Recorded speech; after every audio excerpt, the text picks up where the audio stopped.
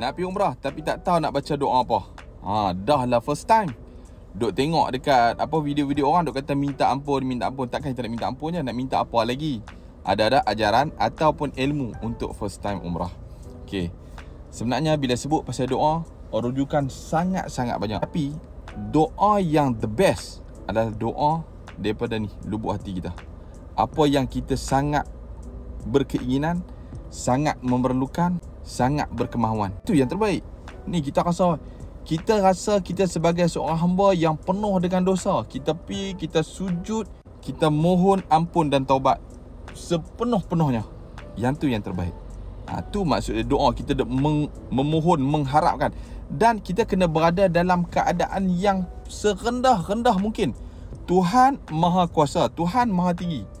Sifat berlawanan adalah kita kena duduk serendah-rendahnya. Sebab tu, pernah dengar tak ustaz-ustaz ceramah kat masjid, kat surau, waktu yang paling baik doa ketika dalam solat adalah ketika kita sedang dalam sujud. Betul, itu tempat mustajab doa. Ada disebutkan dalam hadis Nabi SAW pun. Jadi, bila kita nak doa, ingat, berdoa yang daripada hati dan dalam keadaan yang paling rendah. Merendah diri ni, rendah serendah-rendahnya. Mengaku kat Tuhan, kita salah, kita silap, kita berdosa. Dan yakin apa yang kita mohon tu Allah akan bagi. Confident. Sebab kita dah minta, kemudian kita berserah. Tu 3 tips daripada aku. Bak nak berdoa apa, skrip macam mana, banyak rujukan dalam Quran, banyak rujukan dalam hadis. Boleh cari buku-buku doa, boleh beli di mana pun. Cuma aku ingatkan, ni kalau tak tahu, tak jumpa buku, DM aku, bagi nombor telefon. InsyaAllah nanti aku akan share PDF doa. InsyaAllah ada PDF doa Al-Quran dan hadis. Tapi ingat, walaupun ada rujukan, jangan kita baca Rabbana atina fid dunya hasanah fil. Bila kita baca macam tu, doa tu bagus, bukan tak bagus.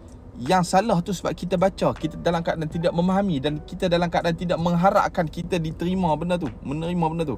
Sebab apa? Sebab kita tak berdoa. Berdoa ni, Rabbana atina fid dunya hasanah, ya Allah Tuhan kami, berilah kepada kami kebaikan di dunia, berikanlah kepada kami kebaikan di akhirat. Allahumma ighfir li dhunubi, ya Allah Tuhanku, aku ni manusia yang penuh dengan dosa, ampunlah segala dosa-dosaku. Itu nama dia berdoa. Kalau tidak, kita membaca doa. Beza di antara doa dan membaca doa. Jadi aku harap membantu menjawab soalan. Doa sangat banyak. Nak minta ampun setiap hari pun, ya, memang kena minta ampun setiap hari. Sebab kita manusia yang penuh dengan dosa. Jadi aku harap video ni menjawab dan membantu bagi pencerahan. Kalau nak info tambahan berkenaan dengan doa, nak berkenaan dengan apa, letak dekat ruang komen. InsyaAllah aku akan cuba jawab sedaya mungkin, sebaik mungkin. Jangan lupa like, komen dan share.